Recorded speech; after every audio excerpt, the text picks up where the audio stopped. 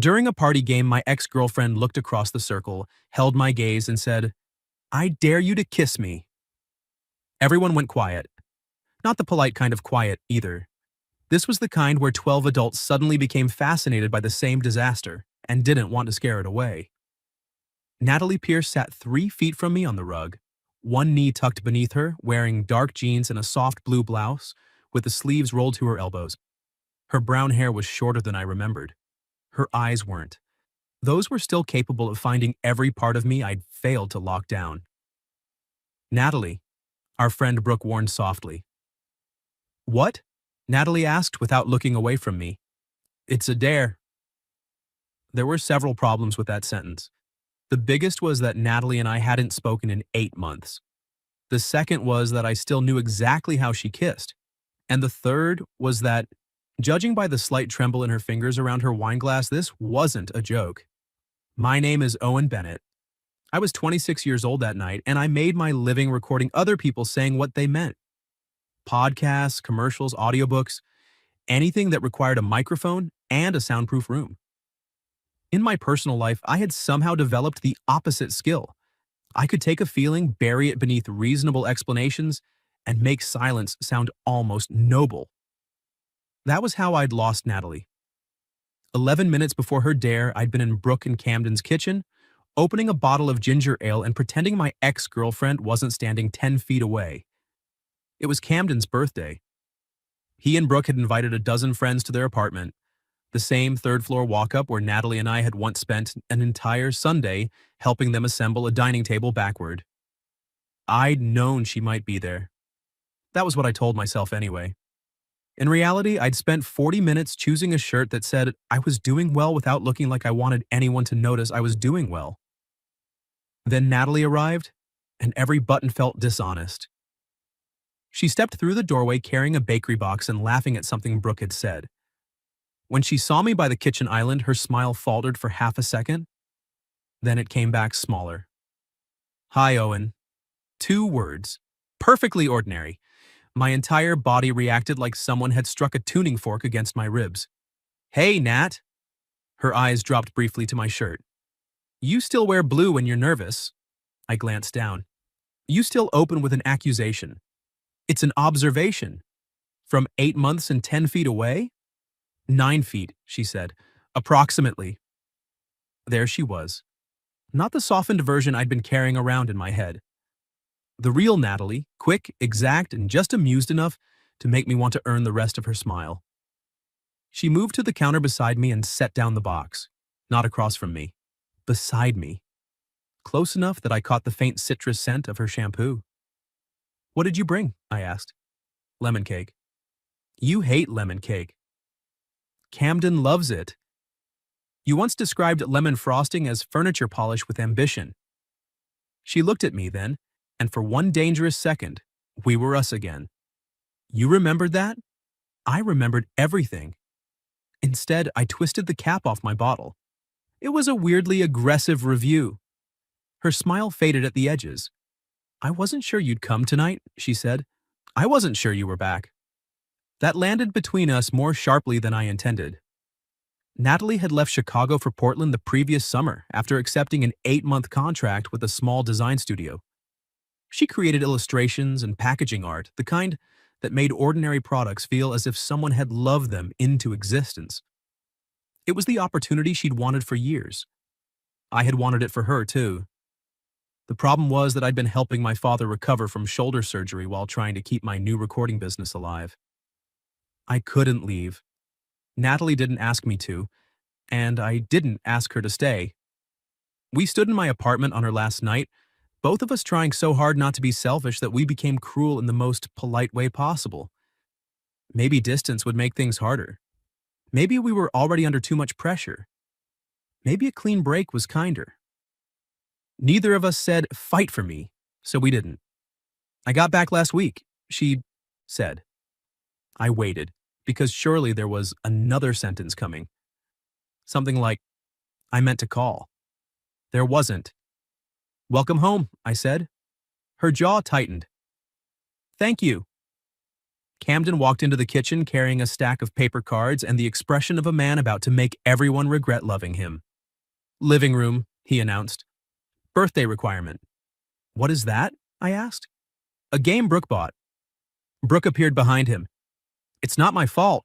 The review said it was sophisticated. The box says truth, dare, or drink, Natalie said. Brooke winced. The reviews lied. I should have left then. I had driven myself. I had an early recording session the next morning. I possessed both a coat and free will. Then Natalie brushed past me on her way to the living room, her fingertips grazing the back of my hand. It could have been accidental. The way she looked over her shoulder wasn't, so I stayed. We sat in a loose circle around the coffee table. Camden went first and confessed that he'd once pretended to enjoy a 4-hour documentary because Brooke's father was watching it. Brooke admitted she had known. Someone had to text their high school crush. Someone else drank rather than reveal the last person they'd searched online. There was laughter, groaning, the easy cruelty of close friends who knew exactly where the harmless bodies were buried. Then the bottle spun toward Natalie. Camden read from a card. Choose someone in the room, ask them a question, or give them a dare. They can refuse, but they have to tell you why. That sounds poorly designed, I said. It sounds wonderfully designed, Brooke replied. Natalie stared at the card for a moment. The room waited. Then she lifted her eyes to mine. I knew that look. I'd seen it before job interviews, before she showed a client work she cared about, and once before she told me she loved me. It was courage with nowhere left to hide. Owen, she said. My mouth went dry. She placed her wine glass on the table as if she didn't trust herself to hold it. I dare you to kiss me. The silence that followed seemed to push us closer. I could have laughed it off. I could have refused. I could have protected us both with one of my well-practiced, reasonable answers. Instead, I stood. Natalie's breath caught. I crossed the small space and stopped in front of her. She looked up at me, and beneath the challenge in her expression, I saw something that made my chest ache. Hope. Stand up, I said quietly. She did. We were close enough now that the room disappeared at the edges. I could see the tiny gold flecks in her brown eyes. I could see her pulse beating at the base of her throat. Her voice dropped to a whisper. Are you refusing? No. Then what are you doing? Making sure. Of what? That you're not asking because 12 people are watching. Natalie glanced around as if she'd genuinely forgotten them. Then she looked back at me and stepped closer, leaving barely an inch between us. I'm asking because you're watching. That was it. I touched one hand to her cheek and kissed her. It wasn't wild or careless. It was worse. It was familiar. Her fingers curled into the front of my shirt, and the first gentle contact became something warmer, deeper, full of 8 months' worth of restraint collapsing at once. I remembered the shape of her mouth. She remembered the way I held her. Someone near the couch whispered, "Oh, wow." Natalie smiled against my lips, and that tiny movement nearly undid me. When we finally pulled apart, the room stayed silent. I kept my hand at her waist. She didn't let go of my shirt. That answer your question? I murmured. Not even close. A nervous laugh moved through the circle, but Natalie wasn't laughing. Her eyes had turned bright. I didn't come tonight for Camden's birthday, she whispered. From behind us, Camden muttered, a little hurtful, but continue. Natalie took a shaky breath. I came because I needed to see you, she said, and because I need to know if ending us was the biggest mistake of my life. No one in the living room moved. Natalie was still gripping my shirt. My hand was still at her waist. Behind us, someone set a glass down with painful care. Brooke finally stood. I think we all need cake. Immediately, Camden agreed. In the kitchen, with the door closed. The room emptied so fast it would have been funny under any other circumstances. When we were alone, Natalie released my shirt and smoothed the wrinkled fabric with both palms. Sorry, she murmured. For kissing me or ruining my shirt? Your shirt was always doomed. I caught one of her hands before she could pull away. Natalie.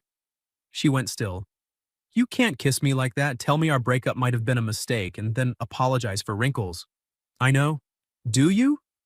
Her fingers turned beneath mine until our palms met. I had a better speech, she said. It involved complete sentences and significantly less public humiliation. You dared me to kiss you in front of 12 people? I panicked. That's how you panic now? Portland changed me. Despite everything, I laughed. Her expression softened at the sound, and that hurt more than the silence had. Can we go somewhere? She asked. I want to talk to you without Camden listening through a door. From the kitchen came a muffled thump, followed by Camden saying, I dropped a fork. Natalie raised an eyebrow. Very stealthy, I called. Thank you. I found our coats. We escaped down the back stairs while everyone remained in the kitchen pretending not to watch through the window. Outside, February had turned the sidewalk silver with old snow. The air was cold enough to clear the wine and adrenaline from my head, though not the memory of Natalie's mouth. She wrapped her scarf twice around her neck. Where are we going? I asked. The Blue Hour? I stared at her. What? That was our first date. I remember. Do you? She gave me a pointed look. You ordered coffee at 10 at night, talked about microphones for 40 minutes, and then wondered why you couldn't sleep. In my defense, you asked what kind I used. I was flirting. You should have been clearer. I touched your arm 6 times. I assumed you were emphasizing your points. She laughed, and the sound drifted into the cold between us. The Blue Hour was a 24-hour diner 3 blocks away. Its neon clock still buzzed in the front window, and the same faded blue booths lined the wall. We slid into our old booth. I knew it was ours because Natalie had once carved a tiny star beneath the table while waiting for me to work up the nerve to kiss her. I discovered it on our 3rd anniversary. The waitress brought 2 menus. Coffee, she asked. Decaf, Natalie and I said together. We looked at each other. The waitress sighed. I'll give you a minute. Once she left, the humor slipped away. Natalie folded her hands on the table. I didn't know how to call you. You had my number. That wasn't the hard part. I looked toward the window. Our reflections hovered faintly over the dark street, sitting together like nothing had changed. You could have tried. I said. I did, a lot. I didn't get any calls because I didn't make it past typing your name. Anger rose in me, sharp mostly because it had spent 8 months covering grief. So you thought showing up at a party and daring me to kiss you would be easier? No, I thought it might be the only way I couldn't lose my nerve. That's not fair. I know. You keep saying that. Because I know I handled this badly. And I didn't? Her eyes lifted. I leaned back, dragging a hand over my face. That last night, I acted like we were discussing the expiration date on a carton of milk. I stood there saying long distance would be complicated when what I meant was that the thought of waking up without you made me feel sick. Natalie's breath caught. I thought you were relieved, she said. Relieved? You'd been exhausted for months. Your dad needed you. The studio was barely breaking even. Whenever I brought up Portland, you said it was a great opportunity? It was. But you never said you wanted me to stay. The old ache opened cleanly. My mother spent my whole childhood making people prove they loved her, I said. If my father went out with friends, she'd say he was choosing them over her. If I wanted to spend Christmas with his family, she'd cry until I changed my mind. I promised myself I would never do that to anyone. Natalie reached across the table, her fingertips rested beside my hand, not quite touching. Asking isn't the same as manipulating, she said. I know that now. Do you? The echo of my own question landed gently. I turned my hand over. She slipped hers into it. No, I admitted. Not completely. Her thumb brushed across my knuckles. For a moment, neither of us spoke. Then she said, I wanted you to ask me. I wanted you to want to stay without being asked. I did want to. Then why did you go? Because wanting 2 things at once doesn't make either of them less real. I looked at her. She swallowed. I loved you. I also loved the work, and I was terrified that if I turned it down someday, I'd blame you for a choice you never asked me to make. That would have been worse. Yes. The waitress returned, saw our joined hands, and placed 2 decaf coffees on the table without asking whether we were ready to order. Pie? She offered. Cherry, I said. Chocolate, Natalie said. We both paused. 1 of each, she decided. When the waitress left, I tightened my fingers around Natalie's. Did you stop? I asked. She knew exactly what I meant. Her eyes went glossy, but she didn't look away. No. The word left her almost soundlessly. My heart began beating harder. Neither did I said. Her chin trembled once. I came around the table before I had time to reconsider. Natalie shifted to make room and I sat beside her in the booth. She turned toward me, one knee pressing between mine. You should know, she whispered, that the party kiss was supposed to be shorter. Poor planning. It got away from me. Could happen to anyone. Her hand rose to my face, tracing the edge of my jaw as if confirming I was real. I missed this, she said. My face? You being impossible when I'm trying to say something sincere. I missed you insulting me with affection. She smiled, then leaned her forehead against mine. The closeness was almost unbearable. I could feel her breath against my lips, warm and uneven. I missed you every day, she said. I kissed her before fear could translate that sentence into anything safer. This kiss wasn't for an audience. It was slow and quiet, her palm curved against my cheek, my arm around her waist. No dare, no shocked friends, just a choice. When we parted, Natalie stayed tucked against me. We can't pretend the last 8 months didn't happen, I said. I don't want to. And one kiss doesn't fix what we broke. 2 kisses, she corrected. I looked at her. Accuracy matters. There she is. The pie arrived.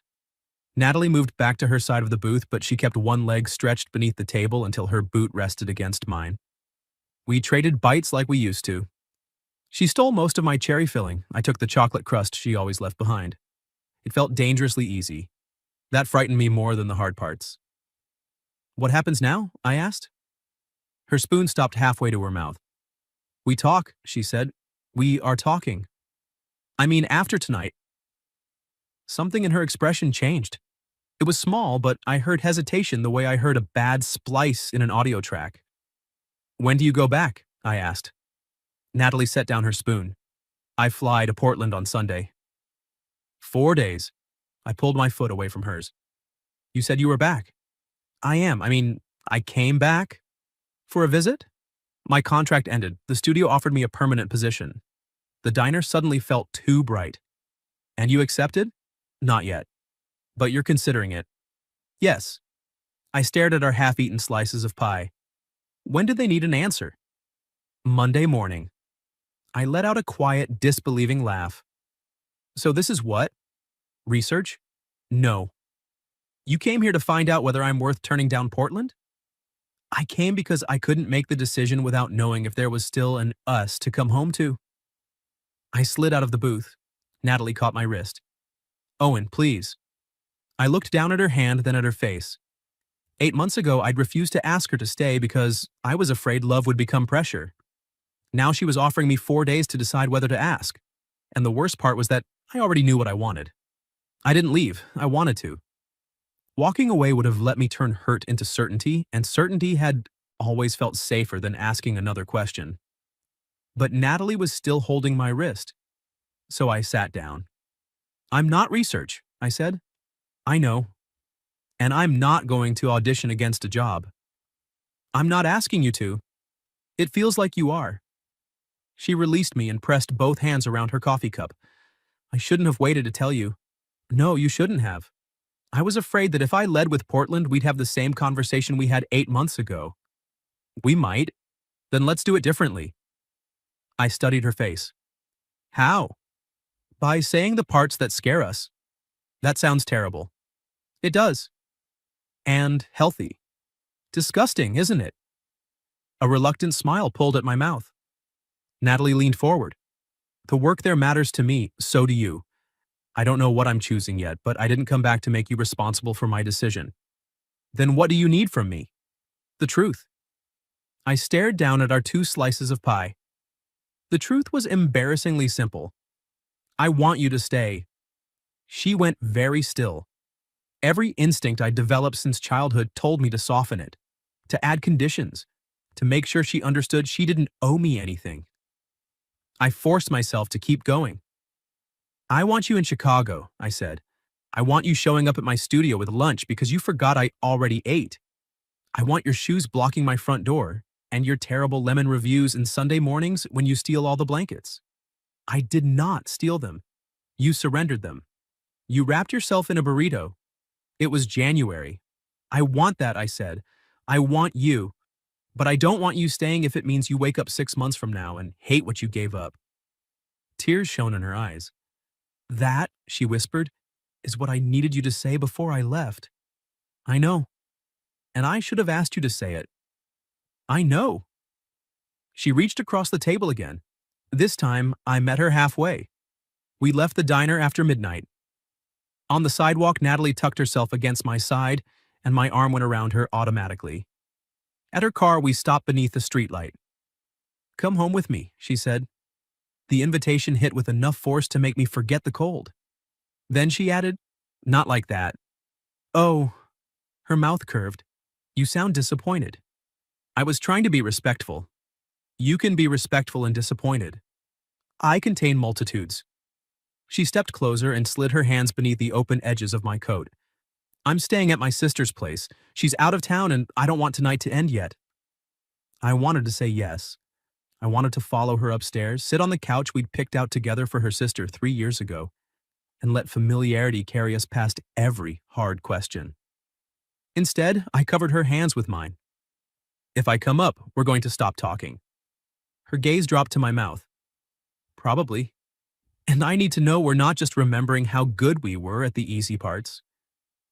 She looked back into my eyes. That was annoyingly mature. I regret it already. Natalie rose onto her toes and kissed the corner of my mouth, lingering there. Tomorrow, she said. Tomorrow what? Take me on a date? We've been on hundreds. No, take me on a first date. You know me now in ways you didn't the first time. I want to know who you became while I was gone. That question followed me home. The next afternoon, Natalie arrived at my recording studio at 6, wearing a green wool coat and carrying 2 paper bags. The studio occupied the second floor above a used bookstore.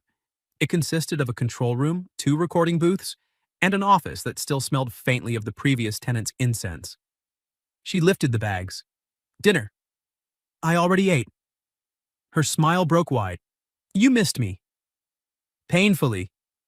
She had brought dumplings from the tiny restaurant near my old apartment. We ate them on the floor of the larger booth because my desk had disappeared beneath invoices and cables. Natalie turned slowly, taking in the acoustic panels and suspended microphones. You did this, she said. Mostly, my friend Darius helped install the glass. No, I mean all of it. You used to talk about having your own studio, and now you do. The pride in her voice made me look away. It's not exactly thriving yet, but it's yours. She touched the edge of the mixing console with reverent care. Natalie always understood that making something and believing in it were different kinds of courage. What are you working on? She asked. A children's audiobook. The narrator had to cancel today, so I'm behind. Can I see? I pulled up the illustrated manuscript on my monitor. It was a story about a fox searching for the moon. Natalie read the first page silently, then glanced toward the booth. Let me try. You narrate now? I have a voice. You also panic in front of microphones. That was one wedding toast. You called the groom by the dog's name. They were both named Henry.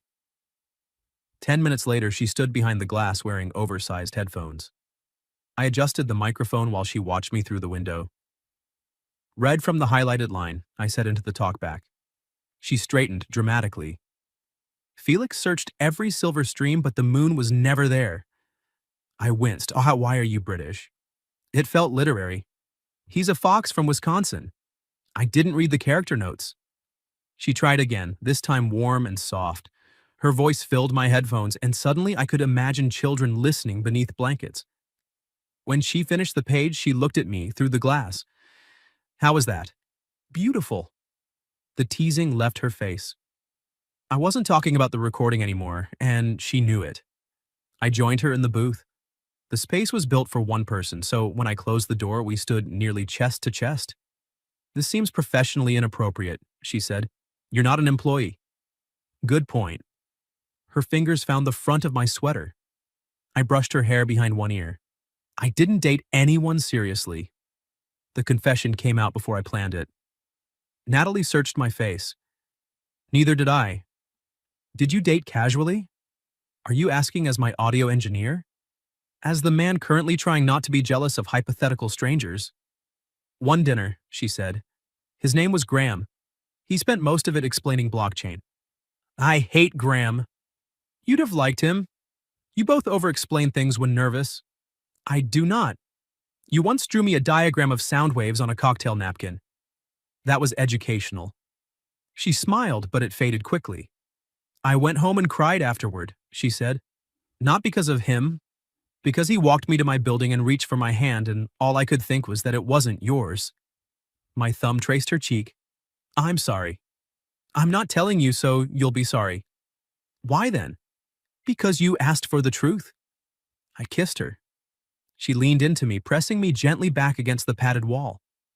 Her hand slid into my hair and mine settled at her waist. The kiss deepened until the headphones around her neck bumped my chest. She laughed against my mouth. Very romantic, she whispered. State-of-the-art equipment. Is that what you call it? I groaned. You ruined the moment. No, I improved it. I kissed her again to stop her from improving anything else.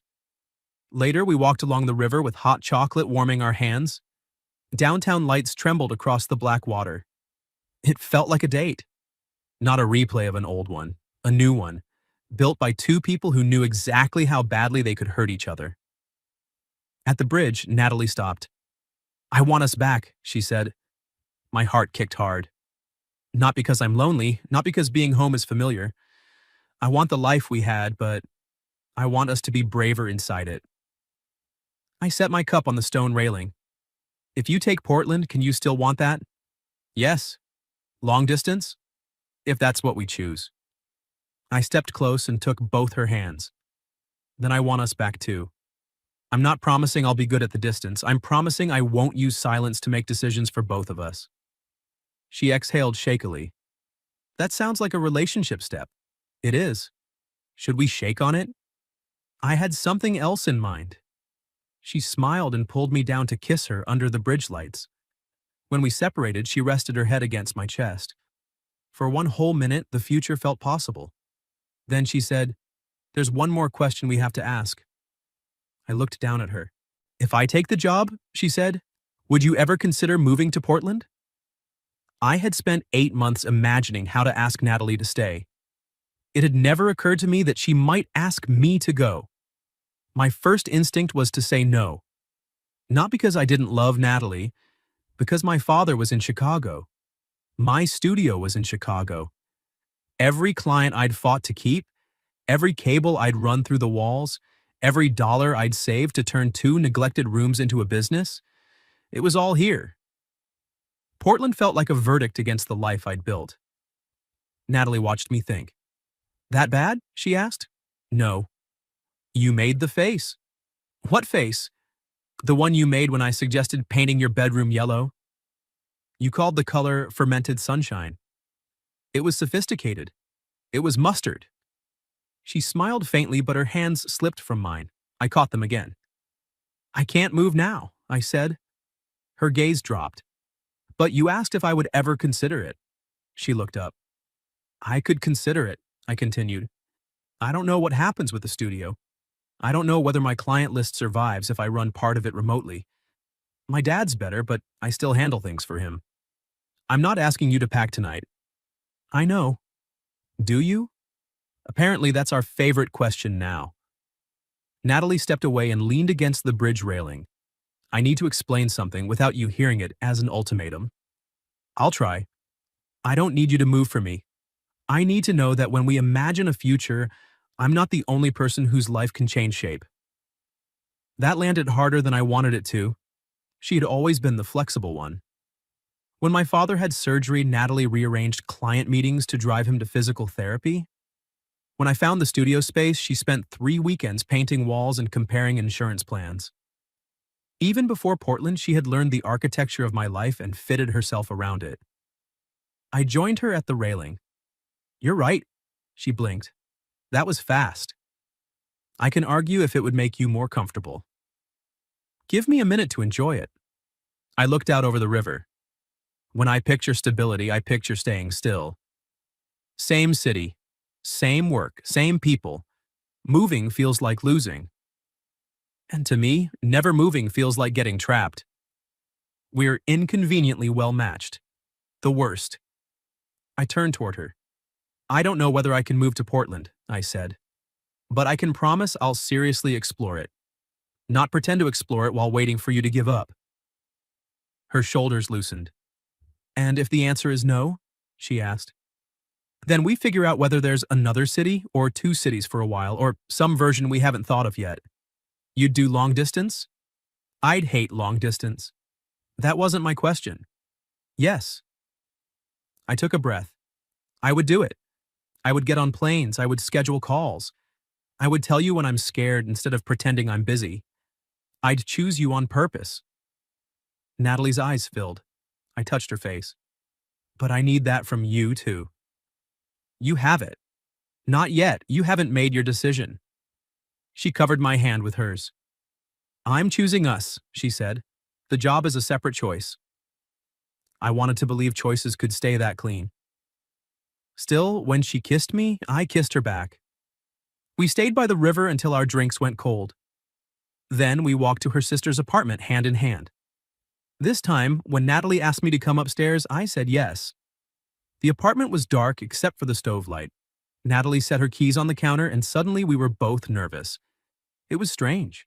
We had shared beds, showers, flu seasons, rent, and one catastrophic attempt at couples yoga. I knew the small scar near her hip and the spot beneath her ear that made her shiver. But 8 months had placed distance inside all that knowing. She took off her coat. Hi, she said. I smiled. Hi. This is more awkward than our first time. Our first time, you knocked over a lamp. It was poorly placed. It was on a table. She stepped closer. Do you want to stay? There were layers beneath the question. I answered all of them. Yes. Natalie rose onto her toes and put her arms around my neck. I kissed her slowly, giving her room to change her mind. Instead, she pulled me closer. We made it to the couch before stopping, foreheads pressed together, both of us breathing hard. Wait, she whispered. I went still. She traced the collar of my sweater. I don't want tonight to be goodbye disguised as something beautiful. It isn't. You can't know that. I know what it means to me. Her eyes searched mine. What does it mean? That I'm not visiting the past. I brushed my thumb over her lower lip. I'm here with you now. Her expression softened. Say it again, she whispered. I'm here. She kissed me. Later, we lay beneath a quilt on her sister's bed, Natalie curled against my chest. The room was quiet except for the radiator ticking. She drew circles over my ribs. Your heart is still going fast. You've had that effect since the day you corrected my coffee order. You were about to drink whole milk. I'm not lactose intolerant. You complained every time. I was living dangerously. She laughed softly and kissed my shoulder. I held her tighter. This is the part I missed most, she said. I glanced down. Mocking my digestive choices? After, when everything gets quiet and you stop trying to be funny. I never try, it's natural. There, you're doing it again. What do you want me to say? The thing you're not saying. I stared at the ceiling. That used to frustrate me about Natalie. Her refusal to let a joke close a door she wanted open. Now I understood it was one of the ways she loved me. I'm afraid you'll leave Sunday, I admitted, and these 4 days will become the happiest mistake I ever made. She pushed herself up on one elbow. I'm afraid I'll stay, and you'll always wonder whether I chose you freely. I wouldn't. You might. I might worry. So would I. Her hair fell over one shoulder. I tucked it behind her ear. Then what do we do? We stopped treating fear like prophecy. I kissed her forehead. Where was this wisdom 8 months ago? Probably buried under moving boxes. We spent Saturday together, not doing anything dramatic. That was what made it feel important. We bought groceries. Natalie criticized my choice of cereal. I helped her unpack the suitcases she'd left at her sister's place. We cooked pasta and burned the garlic bread because we started kissing against the refrigerator. At my apartment, she discovered I still had her chipped yellow mug. "You hate this mug," she said. "The handle is structurally unsound." "Then why keep it?" I took it from her, set it on the counter, and wrapped my arms around her waist. "Because it was yours." Her eyes closed briefly. She leaned into me, palms flat against my chest. "I left more than a mug," she said. "I know." That night, we made a list. Not promises, questions. Could I sublet the studio's smaller booth? Could she negotiate a delayed start? How often could we afford flights? Would Portland allow her to work remotely for part of each month? Could I test running sessions from there? The list grew across 3 sheets of paper. For the first time, our future looked less like a single locked door and more like a hallway. Sunday arrived too quickly. At the airport drop-off lane, freezing rain dotted the windshield. Natalie's flight boarded in 90 minutes.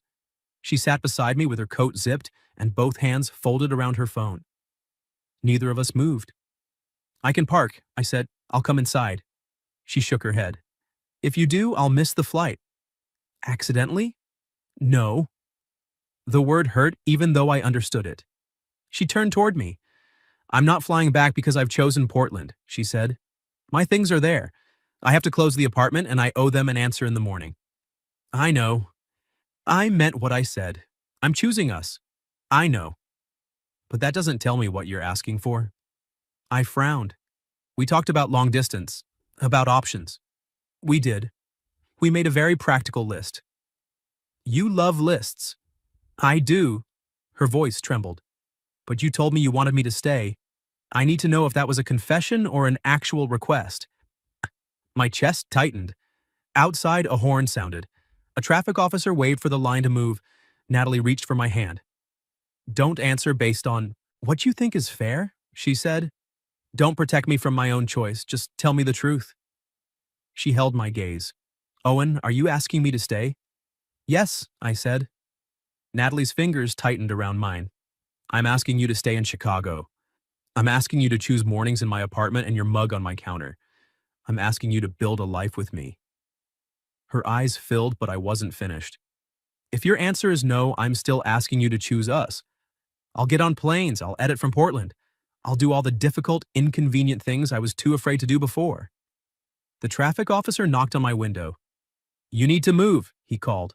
"1 minute," I said. "You have 30 seconds." Natalie laughed through her tears. "I'm trying to declare my love here," I muttered. "I don't think airport security recognizes that exemption." I turned back to her. "I love you," I said.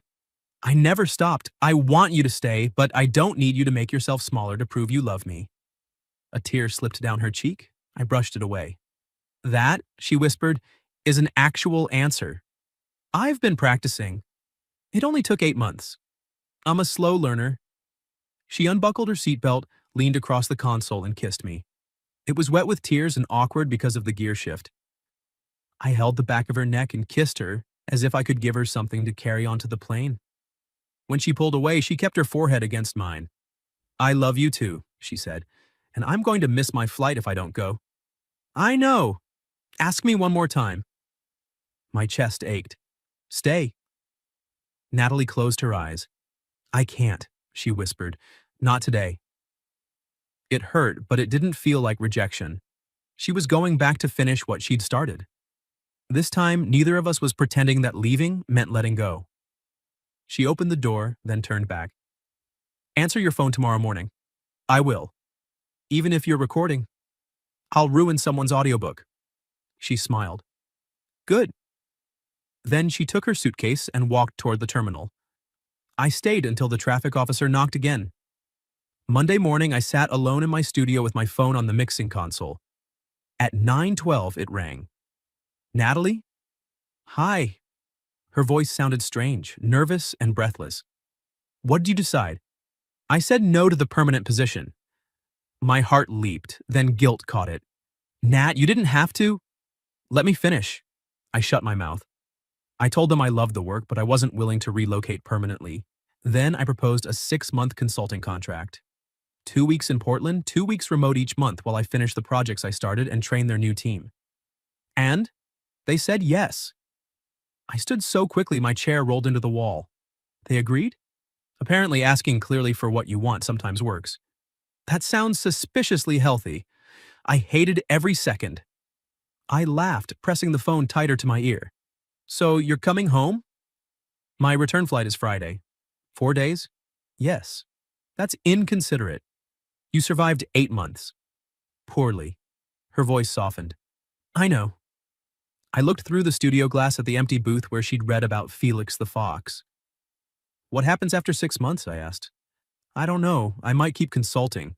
I might start my own design practice. Maybe Portland offers something else and we talk about it. We talk about it, I repeated. Yes, no noble silences. No deciding what's best for the other person. I can do that. You're going to struggle. Almost certainly. So am I. I smiled. We're inconveniently well matched. The worst. Friday night, I waited outside baggage claim with a handwritten sign. Natalie Pierce, professional lemon cake slanderer. She came through the doors wearing her green coat, saw the sign, and stopped. Then she ran toward me. I barely had time to lower the cardboard before she threw her arms around my neck. I lifted her from the floor and she kissed me while travelers moved around us. Hi, she said against my mouth. Hi. I'm home. For 6 months, home required a shared calendar. Every other Sunday, one of us went to the airport. We learned which flights were usually delayed, how to eat dinner together over video calls, and how quickly romance could die if every conversation became logistics. So we protected it. I mailed her a disposable camera with instructions to photograph one beautiful thing each day. She sent me illustrated postcards featuring Felix the Fox complaining about Portland rain. I worked from her apartment 1 week a month. She recorded ridiculous advertisements in my booth when she was in Chicago. We fought, too. Once she accused me of saying fine when I clearly meant hurt. Once I rescheduled a visit without asking and discovered that being busy did not make me considerate. But we didn't disappear. We said the ugly, frightened things while they were still small enough to hold. By the following spring, Natalie had launched her own design practice.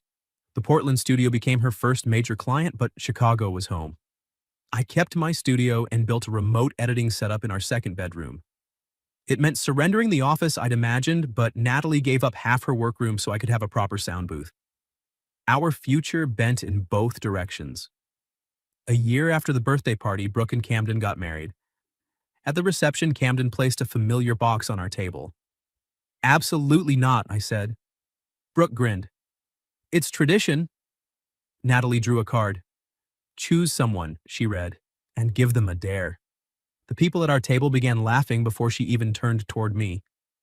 Natalie rested her chin on her hand. Owen. I reached into my jacket pocket. Her teasing expression vanished. I'm not accepting another kissing dare, I said as I stood. My last one became very expensive. She covered her mouth. I lowered myself onto one knee. The room erupted, but I only heard her breath catch. Natalie, you taught me that love isn't proven by guessing correctly. It's built by asking, answering, and choosing each other again when the answer is complicated. Tears spilled down her cheeks. So, this isn't a dare, I said, opening the ring box. It's the clearest question I've ever asked. Will you marry me? Yes. She didn't wait for me to stand. She dropped to her knees, wrapped her arms around me, and kissed me while our friends cheered. Later, beneath strings of warm lights, we danced with her hand against my heart and the ring shining on her finger. You know, she murmured, you could have just kissed me that first night. I did. You made a speech first. I was making sure. Natalie smiled and pulled me closer. This time, neither of us needed a dare. What would you have done if your ex looked at you during a party game and dared you to kiss her? Have you ever experienced something similar where one brave moment reopened a relationship you thought was over? Tell me your story in the comments. And for those who'd like to be a little closer to us, we've opened memberships where you'll get shorter exclusive stories every week with no ads. If you like this one, leave a like, subscribe, and I'll see you in the next video.